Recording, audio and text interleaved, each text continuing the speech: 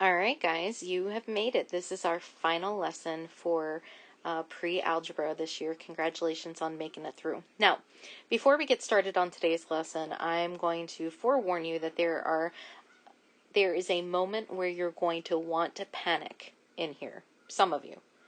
Don't panic. I will explain all of it to you, and it is not very complicated if you don't get in your own head about it. Okay?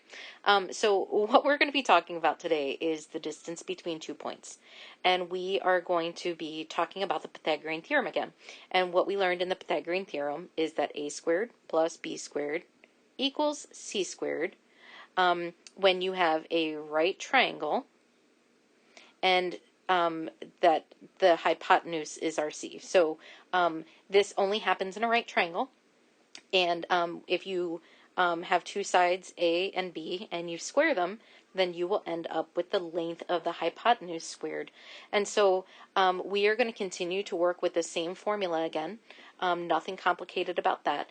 But there's a little part in here that you guys, I know you well enough by this point in the year, right? That I know that there's a moment where you're going to panic, and I'm just going to tell you not to, because there's no reason to whatsoever in any of this.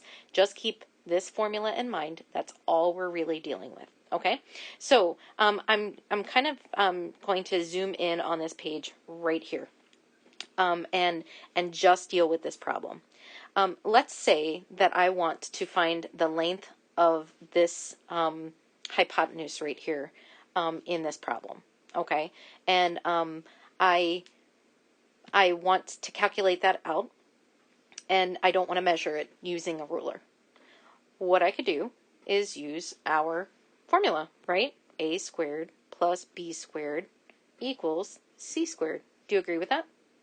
And I know that if this is my a down here, that 2 squared plus 4 squared is going to equal this hypotenuse over here, which is c squared. And the reason I know that that's going to follow is because these two make a right angle. Right? So I have a right triangle here, and so I know that it's going to fit this formula. And so, of course, I know that 2 squared equals 4, and of course, 4 squared equals 16, and that's going to equal my c squared, right? So when I add these together, I have 20 equals c squared, and of course, if I want to find out what that actual length is over here for c, I've got to take the square root of both of these. And if I remember, we ended up finding, if you want to approximate this, I'm going to go back and go old school for a second and pretend I don't have a calculator sitting right in front of me. Remember, we put the square roots of like the one that it is, 20, and we put the perfect squares below it and above it. Do you remember that? Like a couple units ago. And we're like, oh, remember this is a perfect square of 4. And this is 5, and so we know it's got to be somewhere in here between 4 and 5. And remember, we tried a couple of different guess and checks in here and everything like that. So I know that it's going to be between 4 and 5 at this point. So according to my, that's how you can calculate it out. And so I'm going to now go back to my calculator, but I wanted to show that to you of how you can approximate what it would be. But I know that the square root of 20 is going to be about, c is going to be about 4.5 units, whatever units it happens to be, whether it be inches or centimeters or whatever it happens to be. But that measure of the length of c is going to be about 4.5. Are you with me? Okay. That's all we're doing during this. We're just now going to add a grid to it. Okay? So, moving over to this one. I feel stumped on this because there's no units on here. Well, and there's no numbers. So, what should I do? Think about it for a second. Yeah. Do you agree? That, I can count them? I'm sure that's what you said, even though I'm not there with you. Yeah, I could count the lengths of things, right? So I know that I want to find the hypotenuse, and I've got to identify the hypotenuse. And I know it's got to be this line right here. There's a couple different reasons that I know that. First of all, it's the longest, and second of all, these two line segments make a right angle, and I know that the hypotenuse has to be opposite of the right angle. So I know I need to find that that orange right there, that hypotenuse. And so I know that if I add add the squares of both of the other two sides, then I'm going to end up with c squared. So I've got to find out what this length is right here. Okay, so I'm just going to count it. 1, 2, 3, 4, 5. That length is 5. Okay, so I'm going to do 5 squared. I'm going to go over here, and I'm going to count the length of this guy. 1, 2, 3, 4. And that's 4 squared, and that's going to equal my c squared. Does that make sense? Not so shabby, right? All right, so 5 squared, I'm going to just keep it with orange right now. 5 squared is 25. 4 squared is 16, and that's going to equal my c squared, right? And I'm left with 41 equals my c squared. And in order to find out what c equals, I've got to take my square root, right? So c equals the square root of 41, which is, I should say it's not exact because it's not a perfect square. So I need to use my squiggle lines. C is about 6.4 units, whatever those units were, whether they were inches or whatever it happens to be, okay? So I'm going to go to the moment where you are going to panic for a second. And it's because we're going to introduce a formula to you. Here's where I don't want you to panic. You've been doing this all along and you just didn't realize that you were doing it, okay? This is called the distance formula. Let me go ahead and zoom in on it a little bit, okay? And it says, the Pythagorean theorem can be used to find the distance between any 2 points, x1, y1, and x2, y2 in the coordinate plane. The resulting expression is called the distance formula. In a coordinate plane, the distance d between 2 points x1 and y1 and x2, y2 is d equals the square root of x2 minus x1 squared plus y2 minus y1 squared. Holy moly, you guys are like, what in the world was that? And I just want to let you know that you actually did it all along and you had no idea that you were actually doing it. So I think the easiest thing to do is to give you an example with it and tell you what you've been doing all along. So I'm going to skip this for a second because there's no real points in here and go to this example, okay? And it says, the Pythagorean theorem can be used to find the distance between 2 points in a real-world situation. You can use this by using a coordinate grid that overlays a diagram of a real-world situation. So, Francesca wants to find the distance between her house on one side of a lake and the beach on the other side. She marks off a third point for forming a right triangle as shown. So we know we've got the right triangle right here. And so we know that we can use this Pythagorean theorem or this distance formula that we were just given, right? The distance in the diagram are measured in meters. Use the Pythagorean theorem to find the straight line distance from Francesca's house to the beach. Okay, so I want to find this hypotenuse right here. Okay, you with me? Now, I need to know, like, this is a little bit confusing because in order to find that length, I know that I have the formula a squared plus b squared equals c squared, and I know that this guy here is my c, and I know that here and here are my a and my b. Are you with me so far? Okay, here's the problem. I don't have any lengths here. I don't have any numbers here. They just give me like coordinates. So I've got to find what is this length right here. So how do I figure that out? Yeah, I'm going to use those coordinates. I'm going to find out, okay, if this house, if my x value is at 10 and this x value is at 280, how can I find out how long this is? Yeah. Don't you take 280 minus 10 and find out that this length is 270? Did you follow that? So I took the x value right here, and I'm like, oh, this dot is at 280.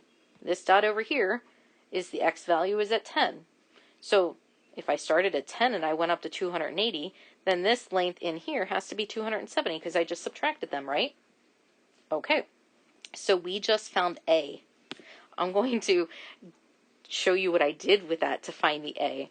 I ended up taking the x, the second x, this bigger one over here, and I subtracted the lower x over here, and that gave me my A. Are you with me? I kind of see you there with me. Okay, so I know that that length is 270. I'm going to make a note of that. Okay, let me put it like smaller in here. You can tell that's a 2, right? Let me try it one more time. I'm going to put it over here, 270. Okay, now I want to find this height right here. I'm like, oh my goodness, how in the world can I find this height? Well, I know that this y value started at 20 and it went up to 164. Are you with me on that? Okay, so what I do is I take, if I started at 120 and I went up to 164, isn't it a length of 144 in here? And how did you find that? Well, you took 164 minus 20. So what you essentially did was you took your y2, or your higher y value, and you subtracted the lower y value in order to find your height B. So guess what you did over here? Let me undo that for a second because I should write it first. Okay, so I took y2 minus y1 in order to find that B squared. Are you with me? Okay, so you just do this naturally. You don't even realize that you're following this like new formula that we have, this distance formula. So we now know from our subtraction right here that this length is 144. Now we know that our a squared plus b squared equals c squared, so I've got to take these two numbers and I've got to square them. Do you agree with that? I've got to take like that x2 minus the x1. If I take what I get out of that and square it, then I've got a squared. And I'm going to add it to what I get from y squared minus, or y2 minus y1. And if I square those two, then I end up with b squared. And I know in the end that it's going to equal c squared. But I don't want c squared. I want c. So, in order to find the c, if I take the square root of whatever I get over here, it's going to equal c. So guess what? We've been using that distance formula all along, and you knew nothing about it, and it didn't hurt you, and now you've used it, and it's nothing to be scared of. So I just want to let you know that you've been using it all along, and you had no idea. Okay, but this is our distance formula, and I'll come back to it in a second, but I just wanted to like put it into this problem. Okay, so we did this work already. We knew that we had this answer right here was 270, and I need to square that. We know this number over here was 144, and we need to square that. And in order to find out what c is, I'm going to have to take the square root of this side. Essentially, that equals c squared, right? But they just take out like that whole step and they kind of like make it one step. Okay, so 270 squared is 72,900. I'm going to add that to my 144 squared, which is 20,736. And if I add those two together and take the square root of them, I'll end up with my c value. Okay? Eventually, I find out that c equals the square root of 93,636 which equals 306. So C equals 306. And in this case, it is feet? Meters. 306 meters. So my friends, don't be afraid of that distance formula, but essentially all we did was the a squared plus b squared equals c squared. You can ignore the distance formula if you want to, and just kind of do that, calculate it in your head to find out this length and this length. I don't care which way you get there, but there is this thing called the distance formula. You do not have to use it in this way. You can do that part mentally, but know that if you see it, that's what it's talking about. So I'm going to go over to the next problem, and very similar problem, and I'm just going to ignore the distance formula, and I'm just going to do it in my head. But if you want the distance formula, I'm going to give it to you, and I'm going to leave it here for you, but I'm going to work it out using a squared plus b squared equals c squared, because I feel like that's where we're the most familiar, but I'm still going to give you the distance formula. And the distance formula says c equals the square root of x2 minus x1 squared plus y2 minus y1 squared. That's it, which is the same thing as saying a squared plus b squared equals c squared. Same exact thing. Okay? So I'm going to talk through this problem. You can pause the video if you want and try it yourself first, but I'm going to work through this problem for you. It says Camp Sunshine is also on the lake. Use the Pythagorean theorem to find the distance between Francesca's camp and Camp Sunshine to the nearest tenth of a meter. So I know that I want this hypotenuse, I want this C eventually. Okay? And so the first thing I want to do is find out this value right here. I'm going to call that my A. And I know that I'm starting out at a value of 10 for my x value and 200 over here for my other x value. And so I know that that length in here is 190 because I just subtracted 10 from 200 because I started at 10, right? And so I know that that is 190 squared. You with me? That's my A. What I did right here, what I just explained to you, was that same part of the equation. Got it? Just to make that connection. So then I want to go over here and I want to look at this height. Okay? So I want to get my B for a second. And I notice that we're starting off at 20 and we're going off to 120. So if I started at 20 and went up to 120, then I know that this height is 100. So my B squared is going to be 100 squared. And all I did there was take those two values, and that correlates to this part right here. Got it? And I know that all of this is going to equal my C squared. So now I'm just going to do the multiplication part of it. Okay? And I find out that 190 squared is 36,100. And I know that 100 squared is 10,000. And I know that that's still going to equal my C squared.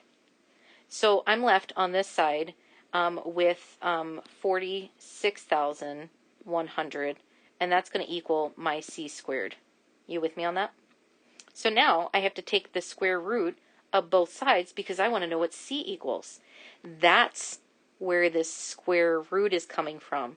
So I'm left with C over here as long as I take the square root of all of that work that I just did. So they're just cutting out the square root on this side. They're just knowing that I had to take the square root of whatever I just calculated, and so that's what you end up with. Make sense? Okay, so now I have to take the square root of 46,100, and I want to do it to the nearest tenth of a meter, and that answer would be 214.7 meters to the nearest tenth. To the nearest tenth. So that is my final answer after I do it. My friends, I hope that helped you to make that relationship between the distance formula, which is the same. Like, it's essentially the Pythagorean theorem packaged in a different in a different box, okay? I stick with the a squared plus b squared equals c squared if you're more comfortable with that, but don't panic if you end up seeing this guy somewhere. All it is the same exact thing with a pretty little bow on it that's a little bit complicated to unwrap at first, until you just realize that you just have to pull a little string and you're good. Okay? I don't know why I'm putting in metaphors for you, but maybe it's just because I'm proud of you for making it through this entire year. It's you've got a lot to celebrate for that. So my friends, go ahead and show what you know on the next couple of pages. Go ahead and work on page 708 and 709 and check it with your answer key and everything. Next week you will have your final. I'm looking forward to seeing your progress on it. I think I'm just going to give you 2 days to work on it so that you can take your time, and I will allow you to use your notes, especially because of e-learning and everything that we've been through this trimester. It was definitely not how we expected to end your 6th grade year, but I just wanted to give you the opportunity to see what the final would look like so that you get that practice and you know what to still practice over the summer in order to get ready for next year. My friends, I hope you have a fantastic day. I'm very, very proud of you, and I can't wait to celebrate you next week during the 6th grade celebration. You guys take care, have a great day, and I will talk to you next week. Bye-bye.